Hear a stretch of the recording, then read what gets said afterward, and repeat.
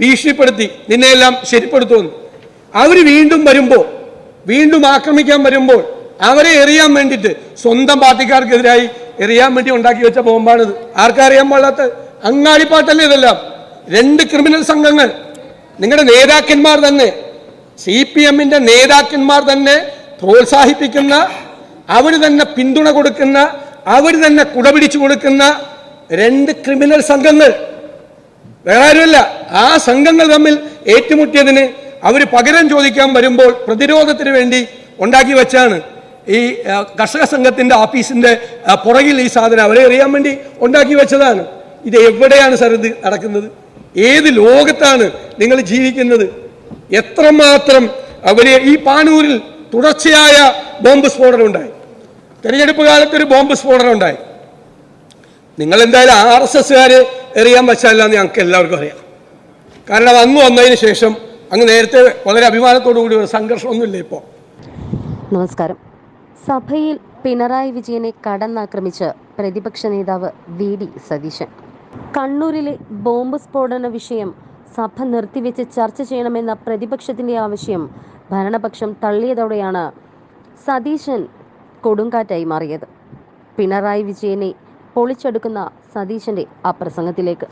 Sir, എനിക്ക് ബഹുമാനപ്പെട്ട മുഖ്യമന്ത്രിയോടും അദ്ദേഹത്തിൻ്റെ പാർട്ടിയോടും ചോദിക്കാനുള്ളത്, നിങ്ങൾ ഏത് യുഗത്തിലാണ് ജീവിക്കുന്നത്? ഏത് ഇരുണ്ട യുഗത്തിലാണ് നിങ്ങൾ ജീവിക്കുന്നത്? നമ്മൾ ജീവിക്കുന്ന ഒരു കാലവുമായി നിങ്ങൾക്ക് യാതൊരു ബന്ധമില്ല, നിങ്ങൾക്ക് കണക്റ്റില്ല.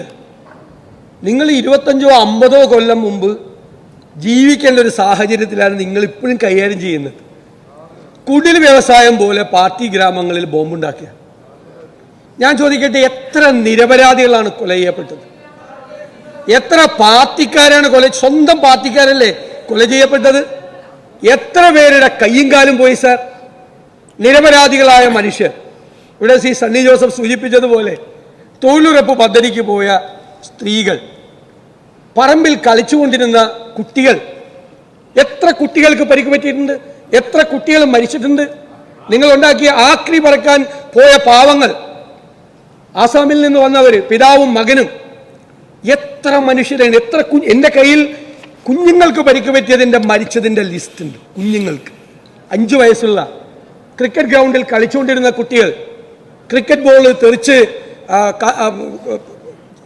കാട്ടിലേക്ക് പോയപ്പോൾ അത് പറക്കിയെടുക്കാൻ പോയ കുഞ്ഞുങ്ങൾ ഉൾപ്പെടെയുള്ള എത്രയോ പേർ ഐസ്ക്രീം ബോക്സിൽ കൊണ്ടുവന്ന് ബോംബ് വച്ചപ്പോൾ അത് ഐസ്ക്രീമാണ് എന്ന് കരുതി കളിക്കളത്തിൽ അത് തുറന്ന കുട്ടികൾ. എത്ര കുട്ടികളുടെ ലിസ്റ്റ് ഇവിടെ പറയാം. എല്ലായിടത്തും ഈ സ്റ്റീൽ ബോംബ് ഉണ്ടാക്കി വെക്കുകയാണോ? എല്ലാ സ്ഥലത്തും.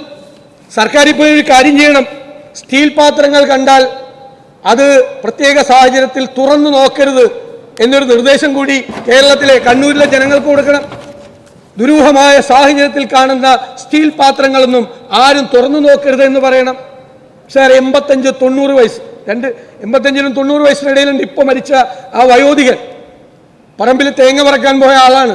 കണ്ടിട്ട് ഈ സ്റ്റീൽ പാത്രം കണ്ട് അതിനകത്ത് എന്താണെന്ന് പൊട്ടിച്ചു നോക്കിയതാ. സാർ, മുഖം പോലും ഉണ്ടായില്ല, വികൃതമായി. എത്ര ക്രൂരമായ രീതിയിലാണ് സാർ ഒരു നിരപരാധി കൊല ചെയ്യപ്പെട്ടത്? നിങ്ങളിത് ആർക്കെതിരെയാണ് സാർ ബോംബുണ്ടാക്കുന്നത്? ഈ സംഭവം എന്താണെന്ന് മുഖ്യമന്ത്രിക്ക് വളരെ കൃത്യമായിട്ട് അറിയാമല്ലോ. 2 പാർട്ടി ഗ്രാമങ്ങളിലുണ്ടായ പാർട്ടിയുടെ തന്നെ 2 ഗ്രൂപ്പുകൾ തമ്മിലുള്ള സംഘർഷമാണ്. അവരൊരു ഉത്സവത്തിന് വന്നപ്പോൾ ഈ കുണ്ടുകുളത്തുനിന്ന് കൊടക്കളത്തുനിന്ന് വന്നവരെ നേരത്തെ മർദ്ദിച്ചു. അവര് കേസൊക്കെ കഴിഞ്ഞ് പുറത്തു വന്ന് ഈ കിസാൻ സംഘത്തിന്റെ, കർഷക സംഘത്തിന്റെ ഓഫീസിൽ വന്ന് ഭീഷണിപ്പെടുത്തി നിന്നെയെല്ലാം ശരിപ്പെടുത്തുമെന്ന്. അവർ വീണ്ടും വരുമ്പോൾ, വീണ്ടും ആക്രമിക്കാൻ വരുമ്പോൾ അവരെ എറിയാൻ വേണ്ടിയിട്ട് സ്വന്തം പാർട്ടിക്കാർക്കെതിരായി എറിയാൻ വേണ്ടി ഉണ്ടാക്കി വെച്ച ബോംബാണിത്. ആർക്കറിയാൻ പാടാത്ത അങ്ങാടിപ്പാട്ടല്ലേ ഇതെല്ലാം. 2 ക്രിമിനൽ സംഘങ്ങൾ, നിങ്ങളുടെ നേതാക്കന്മാർ തന്നെ, CPM-ന്റെ നേതാക്കന്മാർ തന്നെ പ്രോത്സാഹിപ്പിക്കുന്ന, അവർ തന്നെ പിന്തുണ കൊടുക്കുന്ന, അവർ തന്നെ കുടപിടിച്ചു കൊടുക്കുന്ന 2 ക്രിമിനൽ സംഘങ്ങൾ. വേറെ ആരുമല്ല. ആ സംഘങ്ങൾ തമ്മിൽ ഏറ്റുമുട്ടിയതിന് അവർ പകരം ചോദിക്കാൻ വരുമ്പോൾ പ്രതിരോധത്തിന് വേണ്ടി ഉണ്ടാക്കി വെച്ചാണ് ഈ കർഷക സംഘത്തിന്റെ ഓഫീസിന്റെ പുറകിൽ ഈ സാധനം അവരെ എറിയാൻ വേണ്ടി ഉണ്ടാക്കി വെച്ചതാണ്. ഇത് എവിടെയാണ് സാർ ഇത് നടക്കുന്നത്? ഏത് ലോകത്താണ് നിങ്ങൾ ജീവിക്കുന്നത്? എത്രമാത്രം ഈ പാനൂരിൽ തുടർച്ചയായ ബോംബ് സ്ഫോടനം ഉണ്ടായി. തെരഞ്ഞെടുപ്പ് കാലത്ത് ഒരു ബോംബ് സ്ഫോടനം ഉണ്ടായി. നിങ്ങൾ എന്തായാലും RSSകാർ എറിയാൻ പറ്റില്ല എന്ന് ഞങ്ങൾക്ക് എല്ലാവർക്കും അറിയാം. കാരണം അങ്ങ് വന്നതിന് ശേഷം അങ്ങ് നേരത്തെ വളരെ അഭിമാനത്തോടു കൂടി ഒരു സംഘർഷമൊന്നുമില്ല ഇപ്പോൾ. കാരണം മസ്കറ്റ് ഹോട്ടലിൽ വെച്ച് രഹസ്യമായി RSS നേതാക്കളുമായി ചർച്ച ചെയ്ത് നിങ്ങളെല്ലാം ഒതുക്കി നിങ്ങൾ തമ്മിൽ സ്നേഹത്തിലായി. നല്ല കാര്യം, വഴക്കുണ്ടാകുന്നില്ലല്ലോ. അപ്പോൾ പിന്നെ ആർക്കെതിരെയായിട്ടാണ് തെരഞ്ഞെടുപ്പ് കാലത്ത് നിങ്ങൾ ബോംബുണ്ടാക്കി വെച്ചത്? ഞങ്ങളെറിയാനാ? ഞങ്ങൾ ഈ പാവങ്ങളെ അറിയാൻ വേണ്ടിയിട്ടോ? വടകരയിലെ തെരഞ്ഞെടുപ്പ് നിങ്ങൾ ബഹളം ഉണ്ടാക്കണ്ട. കഴിഞ്ഞ വർഷം 2019 തെരഞ്ഞെടുപ്പ് കഴിഞ്ഞതിന്റെ പിറ്റേ ദിവസമാണ് മുസ്ലിം ലീഗ് പ്രവർത്തകനെ ബോംബെറിഞ്ഞ് കൊന്നത് പാനൂരിൽ. അതേപോലെ തെരഞ്ഞെടുപ്പ് സമയത്ത് ഉണ്ടാക്കി വെച്ചിരിക്കുകയാണ്, ബോംബ് ഉണ്ടാക്കി വെച്ചിരിക്കുകയാണ്. ആരെ കൊല്ലാൻ?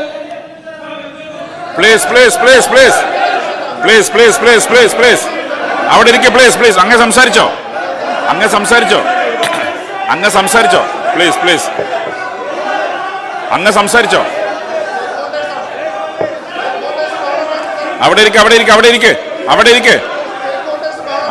അങ്ങ് സംസാരിച്ചോ. അവിടെ ഇരിക്കെ പ്ലീസ്. അവിടെ ഇരിക്കെ അദ്ദേഹം സംസാരിക്കട്ടെ പ്ലീസ്. അദ്ദേഹം സംസാരിക്കട്ടെ. അവിടെ ഇരിക്കെ അദ്ദേഹം സംസാരിക്കട്ടെ. യെസ് സംസാരിച്ചോ.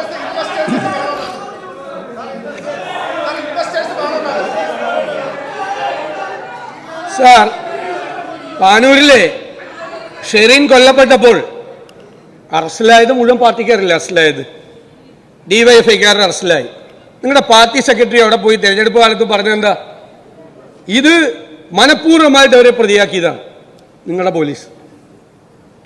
അതായത് ബോംബ് പൊട്ടിയെന്നറിഞ്ഞപ്പോൾ സന്നദ്ധ പ്രവർത്തനത്തിന് ഓടിയെത്തിയ DYFIക്കാരനെ പ്രതിയാക്കിയെന്നാണ് പാർട്ടി സംസ്ഥാന സെക്രട്ടറി പോലീസിനെ കുറിച്ച് ആക്ഷേപിച്ചത്. കണ്ണൂർ പോയിട്ട് നിങ്ങളുടെ പോലീസിനെ കുറിച്ചാണ് ആക്ഷേപിച്ചത്.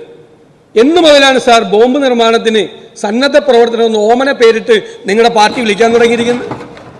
ബോംബ് നിർമ്മാണം നടത്തിയതിന് പോലീസ് അറസ്റ്റ് ചെയ്തവൻ സന്നദ്ധ പ്രവർത്തനത്തിന് വന്നവനാണെന്ന് പാർട്ടി സംസ്ഥാന സെക്രട്ടറി പറഞ്ഞ് ഓൺ ചെയ്യുകയാണ്. നിങ്ങൾ ഏത് സംഭവം ഉണ്ടായാലും ഞങ്ങൾക്ക് യാതൊരു ബന്ധമില്ല എന്ന് പറയും. ഇവിടെ സണ്ണി ജോസഫ് പറഞ്ഞു. എന്നിട്ട് 2-3 കൊല്ലം കഴിയുമ്പോൾ അവർക്ക് രക്തസാക്ഷി മണ്ഡപം ഉണ്ടാക്കി അവരുടെ കുടുംബത്തെ സഹായിക്കും. അപ്പോൾ നിങ്ങൾ സ്പോൺസർ ചെയ്യുന്ന ഏർപ്പാടല്ലേ ഇത്? അതുകൊണ്ടാണല്ലോ. എങ്ങനെയാ സാർ? എന്തൊരു ക്രിമിനൽ ആക്ടിവിറ്റിയാണ്! നിരപരാധികളെ കൊല്ലുന്ന, കുഞ്ഞുങ്ങളെ കൊല്ലുന്ന ബോംബ് നിർമ്മാണം നടത്തുന്നവർ എങ്ങനെയാണ് സാർ ഒരു സുപ്രഭാതത്തിൽ പാർട്ടിയുടെ രക്തസാക്ഷികളായി മാറുന്നത്? ക്രിമിനലുകളെയാണോ നിങ്ങൾ രക്തസാക്ഷികളാക്കി മാറ്റുന്നത്?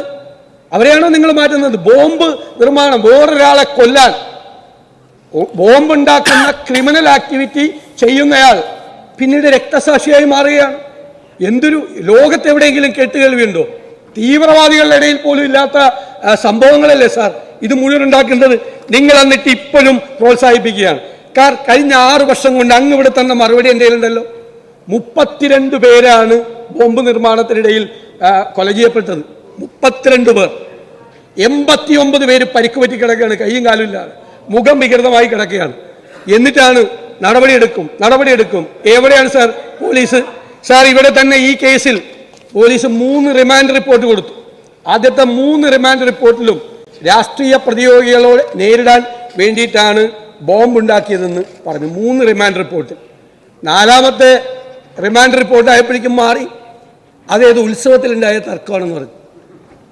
3 റിമാൻഡ് റിപ്പോർട്ട് കൊടുത്ത പോലീസിനെ കൊണ്ട് 4ാമത്തെ റിമാൻഡ് റിപ്പോർട്ട് മാറ്റി എഴുതിച്ചത് ആരാണ് സാർ?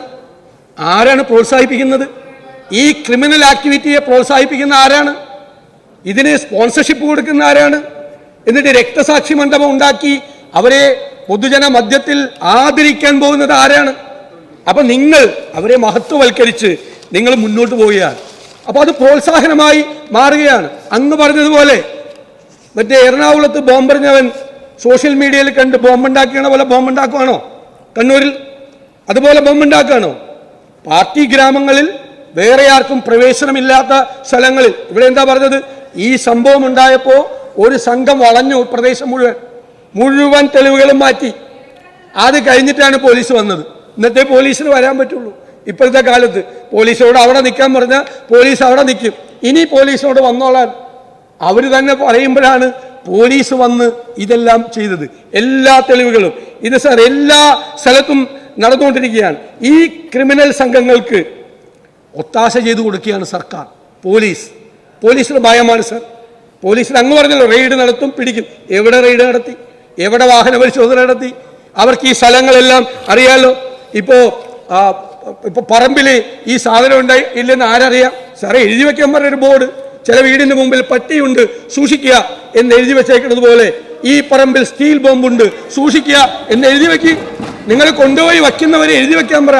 ഇല്ലെങ്കിൽ പാവങ്ങൾ മരിക്കും, കുഞ്ഞുങ്ങൾ മരിക്കും, ഒരിക്കലും കുഞ്ഞുങ്ങൾ മരിക്കും.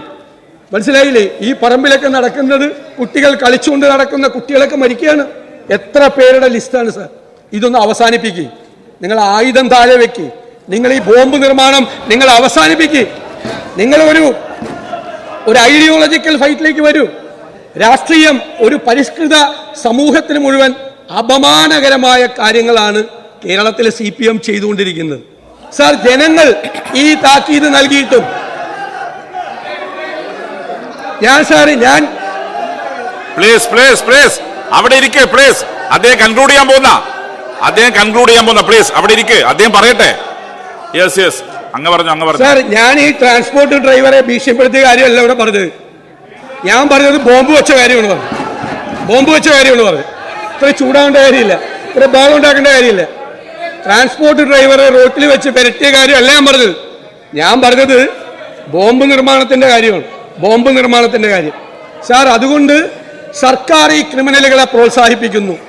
സാർ, സർക്കാരിന്റെയും പോലീസിന്റെയും ഒത്താശയോടുകൂടി ബോംബ് നിർമ്മാണം നടക്കുകയും നിരപരാധികൾ മരിക്കുകയും സംഘർഷങ്ങൾ ഉണ്ടാകുകയും ചെയ്യുന്ന ഈ സാഹചര്യത്തെ മറികടക്കാൻ വേണ്ടിയിട്ടുള്ള ഒരു പ്രവൃത്തിയും സർക്കാരും പോലീസും ചെയ്യുന്നില്ല. സാർ, അതിൽ പ്രതിഷേധിച്ച് ഞാനും എൻ്റെ പാർട്ടിയും വോക്കൗട്ട് ചെയ്യും.